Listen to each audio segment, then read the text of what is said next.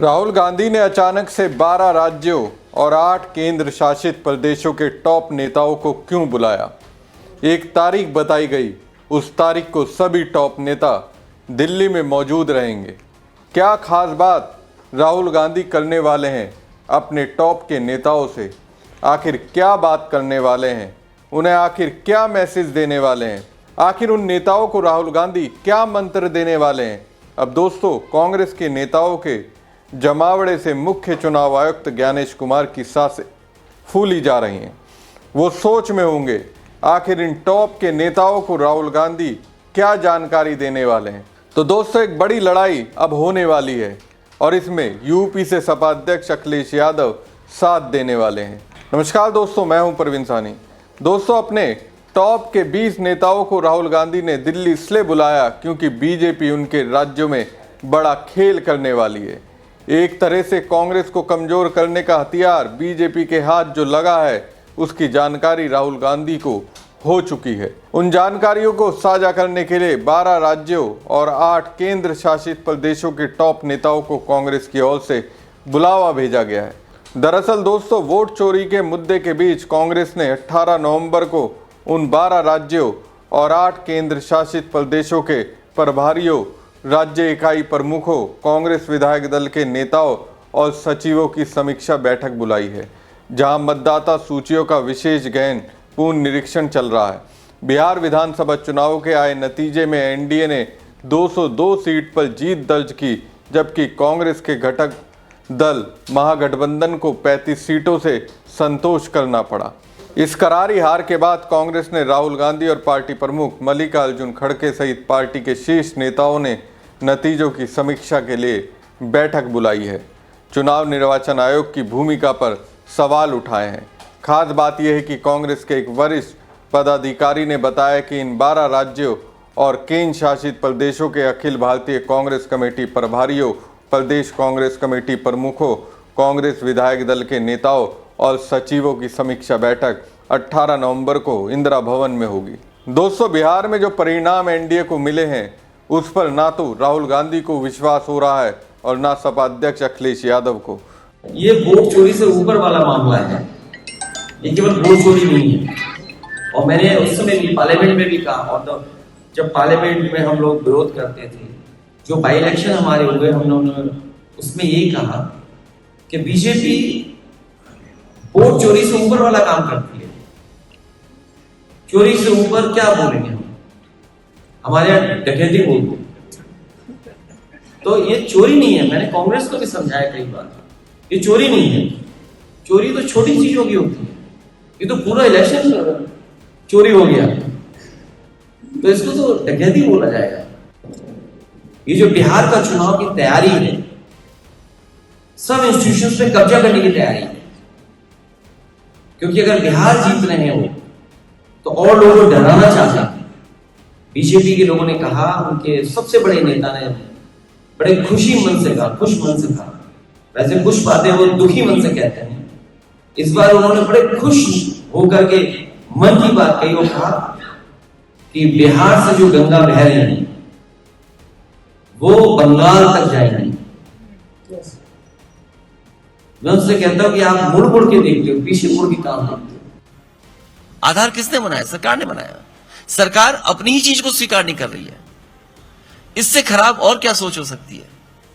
ये SIR revision of vote हो जाए, कोई दिक्कत नहीं है, लेकिन आप रिवीजन किसका ज्यादा कर रहे हो? जिस बूथ पर आप हार रहे हो उस पर फोकस्ड हैं आप, पूरे एडमिनिस्ट्रेटिव और हर लेवल पर। तो ये डेटा को जो देखना और डेटा के हिसाब से काम करना कि हम एसआईआर वहां करेंगे ज्यादा स्ट्रांगली, जो बूथ हम हार रहे हैं। जो हम जीत रहे हैं उसमें एसआईआर की जरूरत नहीं है। बीजेपी के लोग किसी का भी वोट बनवा लें। तो ये एसआईआर कैसा है? तो इसीलिए हम आरोप इलेक्शन कमीशन पे लगाते हैं, चुनाव आयोग पे लगाते हैं कि हमारी शिकायत पर काम क्यों नहीं करते हैं। आप मेडल का कार्ड बनाइए आधार, आप मेडल का कार्ड हमारी वोटर आईडी दीजिए, आप में फोटो अच्छी हो, हम पहचान सकें। वो काम क्यों नहीं कर रहे? हम तो सुझाव ही दे रहे हैं। और मैं यकीन से कह रहा हूं आपको, मैं अगर ये कहूं कि मेडल कार्ड बनना चाहिए, भारत सरकार कभी स्वीकार नहीं करेगी, क्योंकि वो खुद चोरी करना चाहते हैं। बेंगलुरु में एक प्रेस कॉन्फ्रेंस को संबोधित करते हुए अखिलेश यादव ने कहा कि वह इन परिणामों को पचा नहीं पा रहे हैं। एनडीए को मिली सीटों की दोहरी सेंचुरी पर सवाल उठाते हुए अखिलेश यादव ने कहा, मैं ये परिणाम पचा नहीं पा रहा हूँ, हम इसे स्वीकार नहीं कर पा रहे हैं। इतनी बड़ी संख्या में सीटें कैसे जीती जा सकती है, स्ट्राइक रेट इतना अधिक कैसे हो सकता है।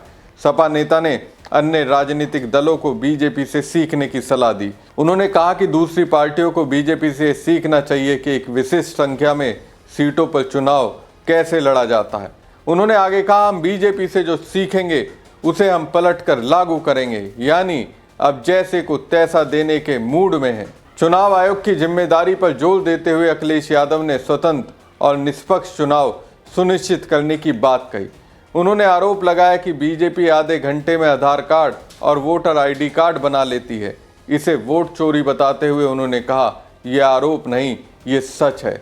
अखिलेश ने सीधा इल्जाम लगा दिया, चुनाव आयोग पूरी तरह बीजेपी के लिए काम कर रहा है। दोस्तों, बिहार विधानसभा चुनाव 2025 के परिणाम न सिर्फ राजनीतिक उलटफेर के लिए याद किए जाएंगे, बल्कि चुनाव आयोग की निष्पक्षता पर भी विपक्ष की ओर से लगाए गए गंभीर आरोपों के कारण भी ये चर्चा में है।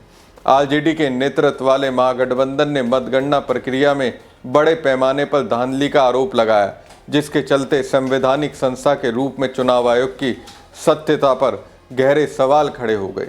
विपक्ष का दावा था कि कई सीटों पर जानबूझकर उनके उम्मीदवारों को हराया गया, जहां जीत हार का अंतर बहुत कम था। इन आरोपों में मतगणना अधिकारियों पर दबाव डालने और यहां तक कि कुछ विशेष सरकारी तंत्र के दुरुपयोग की बातें भी शामिल है, जिसने चुनाव आयोग के स्वतंत्र कामकाज पर संदेह पैदा कर दिया। मतगणना में धांधली के आरोपों का मुख्य आधार उन दर्जनों सीटों पर केंद्रित था जहां अंतिम परिणाम 100 से लेकर 1000 वोटों के अंतर से तय हुआ। विपक्ष ने आरोप लगाया कि आरजेडी उम्मीदवारों को शुरुआती बढ़त के बावजूद देर रात नतीजों की घोषणा के समय हार का सामना करना पड़ा। उन्होंने आरोप लगाया कि उनके एजेंटों को मतगणना केंद्रों से जबरन बाहर निकाला गया और पोस्टल बैलेट की गिनती में गड़बड़ी की गई, जहां बड़ी संख्या में पोस्टल बैलेट को अवैध घोषित कर दिया गया।